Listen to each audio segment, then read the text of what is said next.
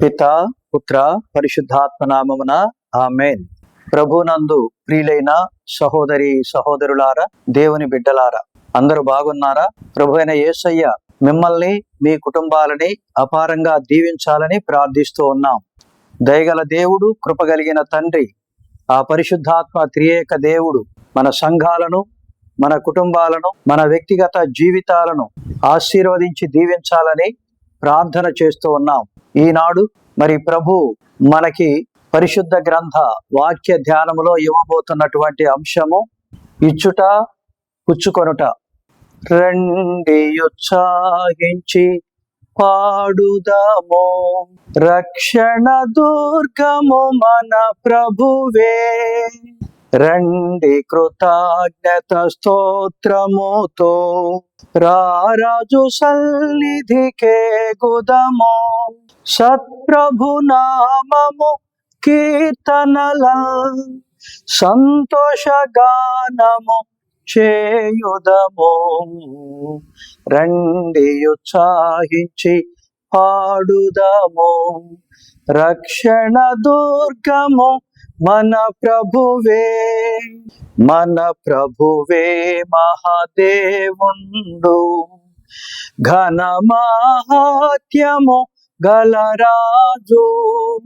భూమ్యాగాధపు లోయలను భూధర శిఖరములాయనవే.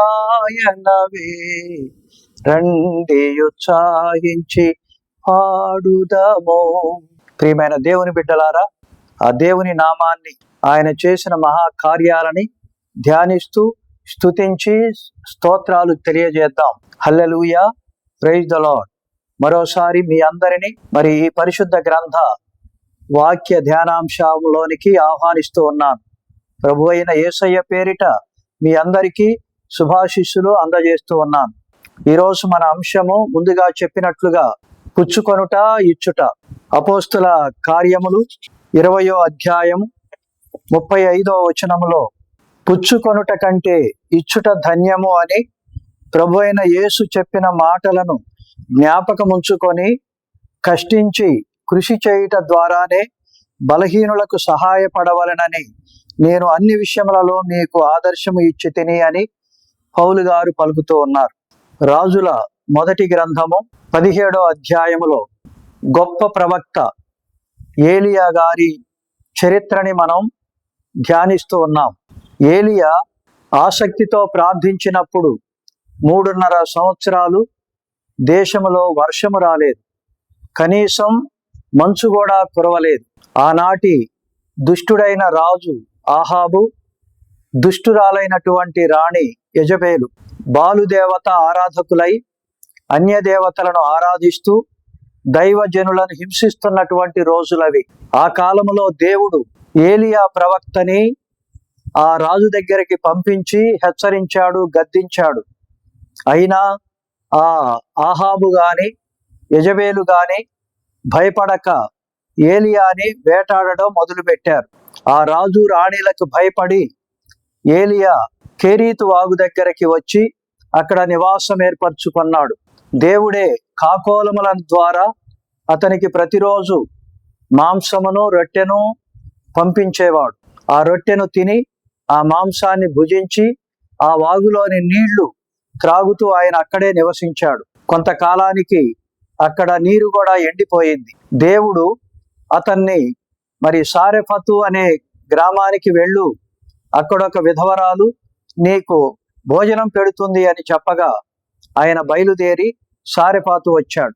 అక్కడ ఊరు బయట ఎండు పుల్లలు ఏరుతున్నటువంటి ఓ విధవరాలు ఆయనకి కనిపించింది. ఆమెతో ఏలియా ప్రవక్త అన్నారు, అమ్మా, నాకు ఒక రొట్టె ఆకలేస్తోంది, ఒక రొట్టె పెట్టు అని అడిగాడు. అయ్యా, నీకు తెలియదా, వర్షాలు లేవు, మంచు కూడా కురవని పరిస్థితి, పంటలు లేవు, ధాన్యము లేదు, బిడ్డలనే చంపుకునే పరిస్థితి దేశంలో నెలకొని ఉంది. అంటే నా ఇంట్లో మాత్రం కొంచెమే పిండి, కొద్దిగా నూనె ఉంది అని చెప్పింది. దైవజనులమైన మనం చాలాసార్లు మా దగ్గర ఏమీ లేదయ్యా అని చెప్తాం, మా ఇంట్లో అసలే లేదంటాం, ఉంచుకొని కూడా చాలాసార్లు అబద్ధాలు చెప్తాం. కానీ యెహోవాలైతే నిజమే చెప్పింది, నా ఇంట్లో కొద్దిగా పిండి ఉంది, కొంచెమే నూనె ఉంది అయ్యా అని. నా పాత్రలో కొంచెమే నూనె ఉంది, మరి పిండి ఆ పాత్రలో కొంచెమే పిండి ఉంది అని చెప్పింది. వెంటనే ప్రవక్త అన్నాడు, అమ్మా నువ్వు వెళ్ళి ఆ పిండి పిసికి నా కొరకే ఒక రొట్టెను తీసుకురా అన్నాడు. వెంటనే ఆమె వెళ్ళి నువ్వు నాకు ఒక రొట్టెను పెడితే నా ఆకలి, నా క్షుద్బాధను తీరిస్తే వర్షాలు పడేంత వరకు మీ బుడ్డిలో నూనె గాని మీ పిడతలో పిండి గాని తరిగిపోదు అని చెప్పాడు. మనమైతే వినమేమో, మనమైతే నమ్మమేమో, మనమైతే ఆయన మాటలను విశ్వసించమేమో, కానీ ఈ విధవరాలైతే ఆయన మాటలను విని వెళ్ళి ఒక రొట్టెను చేసి ప్రవక్త గారికి ఇచ్చింది. ఆయన ఆ రొట్టెను భుజించిన తరువాత ఆమెతో అన్నాడు, అమ్మా వెళ్ళు, నీ వంటగదిలోకి వెళ్ళి నీ పాత్రలని చూసుకోపో, పరిశీలించుపో అన్నాడు.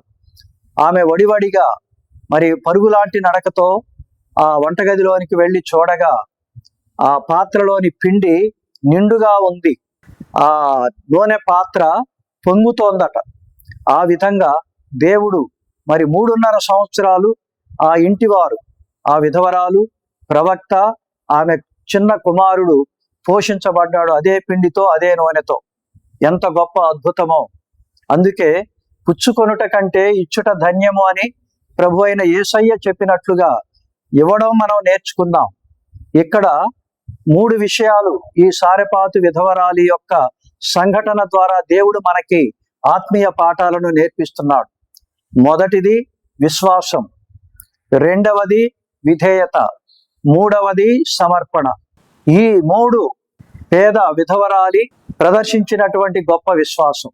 కొన్నిసార్లు మనకి విశ్వాసం ఉన్నా విధేయత ఉండదు, ఎదిరిస్తాం, బెదిరిస్తాం. ఒకవేళ విశ్వాసం ఉండి విధేయత ఉన్నా సమర్పణ ఇచ్చే కాడ చాలా దురుసుగా ప్రవర్తిస్తాం, సనుగుకుంటాం, గొనుక్కుంటాం. ఏదైనా మందిరానికో గురువులకో ఇవ్వాల్సి వచ్చినప్పుడు, గుడి కార్యక్రమాలలో పాలు పంచుకోవాల్సి వచ్చినప్పుడు, ఏదైనా ఇవ్వమని అనౌన్స్మెంట్ గుడిలో జరిగినప్పుడు గురువుల ద్వారా ఇవ్వడానికి మనం వెనకాడతాం. మాకు ఇంత విశ్వాసం ఉంది, అంత విశ్వాసం ఉంది, మేము అంత గొప్ప విశ్వాసులమని చెబుతామే గాని వాక్యానికి లోబడే మనస్సు మన నుంచి ఆ దేవుడు ఆశించిన దాని ప్రకారం మనం జీవించాం. కానీ ఈ విధవరాలైతే మొదటిదిగా విశ్వసించింది, రెండవదిగా విధేయించింది, మూడవదిగా సమర్పణ చేసింది. చాలాసార్లు మనం అనుకుంటాం, నా కుటుంబం ఎందుకు వర్ధిల్లడం లేదు, నా బిడ్డలు ఎందుకు దీవించబడ్డం లేదు, మా కుటుంబం ఎందుకు ఇలా ఆర్థికంగా చితికిపోతున్నామని అనుకుంటూ ఉంటే ఈ సంఘటన మనకు ఒక జీవిత పాఠాన్ని, ఆత్మీయ పాఠాన్ని నేర్పిస్తోంది. ప్రియమైన బిడ్డ, దేవుని విశ్వాసులారా, దేవుని యందు ప్రియులారా, మనలో విశ్వాసం లేదేమో, కొరబడిందేమో పరీక్షించుకుందాం. మనలో దేవుని వాక్యానికి లోబడే విధేయత కొరబడిందేమో, కొరతగా ఉందేమో విధేయిద్దాం. మూడవదిగా దేవునికి ఇచ్చే దగ్గర మనము పిసినారితనముగా, పిసినిగొట్టుతనంగా ఉండకుండా ఉదారంగా మరి విశాల హృదయముతో ఇచ్చేంత, ఇవ్వగలిగినంత దేవుని కార్యక్రమాలకు ఇస్తే మనము, మన కుటుంబాలు వర్ధిల్లుతాయి. దేవుడు మనల్ని అపారంగా దీవిస్తాడు. ఆనాడు సారెపాతు విధవరాలు తన కుమారుడు ఎలా బ్రతికి బట్టగట్టారో ఆ కరువు పరిస్థితి నుండి మనల్ని కూడా గడ్డు కాలంలో, అనేక విధాలైన కష్టకాలంలో దేవుడు ఆదుకుంటాడు. లేమిలో ఇచ్చువారినే దేవుడు ఎక్కువగా దీవిస్తానంటున్నాడు. నీ కష్టకాలంలోనే దేవునికి ఇవ్వడం నేర్చుకో. అదే ఈ రోజు దేవుడు మనకి నేర్పిస్తున్న ఆత్మీయ పాఠం. ప్రార్థన చేసుకుందాం. సర్వశక్తిమంతుడా, ప్రభువా, సర్వోన్నతుడైన దేవ, ఈరోజు ప్రత్యేక విధంగా మీ పాద సన్నిధిలో మోకరించి ప్రార్థిస్తున్నాం నాయన. ఆనాడు సారెపాతు విధవరాలి ద్వారా మాకు గొప్ప ఆత్మీయ పాఠాన్ని నేర్పించావు. విశ్వాసము, విధేయత, సమర్పణ అనే 3 సుగుణాలని మాకు నేర్పిస్తూ ఉన్నావు. వాక్యాన్ని విశ్వసించండి, వాక్యానికి లోబడండి, దేవుని కొరకై సత్క్రియలు చేయండి అని నేర్పించిన మీకు వందనాలు, స్తోత్రాలు నాయన. ఇక నుంచి మేము మారిన మనసుతో దేవుని కొరకై గొప్ప కార్యాలు, సత్కార్యాలు చేసే నీ ఆత్మీయ శక్తిని మాకు ప్రసాదించమని మా నాథుడైన క్రీస్తు ద్వారా ఈ మనవి చేయుచున్నాము తండ్రి. ఆమేన్. ప్రభు, తండ్రి, కుమార, పరిశుద్ధాత్మ త్రియేక దేవుడు మిమ్ములను, మీ కుటుంబాలను, మీ బిడ్డలను అపారంగా దీవించి కాచి కాపాడుదురుగాక. Amen. God bless you all. Subscribe Mid studios.